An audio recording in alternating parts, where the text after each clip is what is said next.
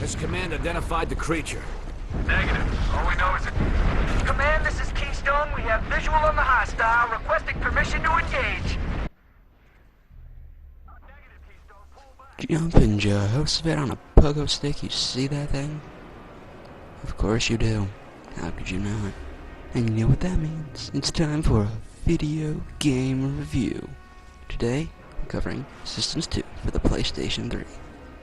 Now, to start off with, Resistance 2 is the most recent installment in the Resistance Fallen Man series, started by Instinctively Games back in 2006.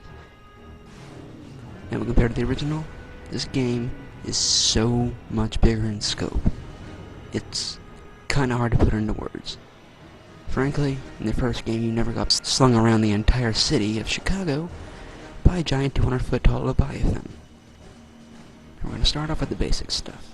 As you can see, Resistance 2 is a first-person shooter action game. The idea is it is set in an alternate history universe in the post-World War II era, where an alien virus has emerged out of Russia, and it is turning all of its victims into the Chimera, the aliens you fight in-game.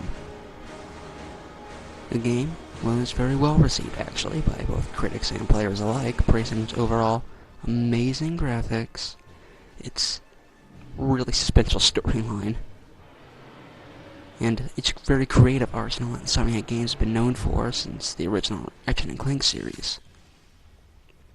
There were, however, a few minor technical hitches and whatnot.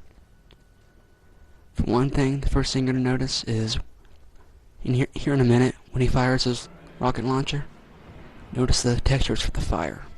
Unfortunately low res compared to the rest of the game. And here, when we go through the building, major clipping. That is easily the most noticeable, but it's really the only kind like it in the entire game. Most other clipping, which is the minor stuff that you see in almost any video game, nothing too bad.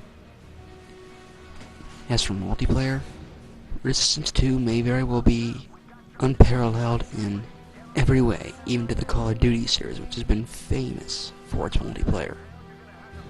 Up to 60 players can go online and do everything from skirmishes to team deathmatches to total all-out brawls to objective things like capture the flag. But the most amazing part? 60 players online. 60 players could go online and do this whenever they wanted with absolutely no drop in frame rate whatsoever. It's amazing. But even more famous is the 8-player online co-op mode for the game. It's actually a game that ran parallel, a storyline that ran parallel to the main storyline of the game, following a group called Spectre Team, who go around performing certain objectives for the main faction of the game called SERPA, the Special Research and Projects Administration. Overall, Resistance 2 is absolutely an amazing game and definitely one of the prizes of my collection. It is easily worth it from the multiplayer alone. I cannot put into words how many hundreds of hours of replayability you'll get out of this game for the multiplayer alone, let alone the storyline. You can follow Insomniac Games, its creator, on both Facebook and Twitter. They are a very fan-centered group. They love their fans as much as their fans love them. So they're constantly giving away little goodies and giving away little tidbits of information and whatnot.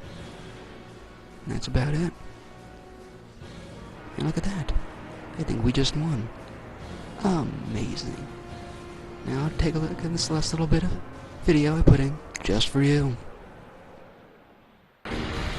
Today, the country shudders in the wake of cataclysmic devastation.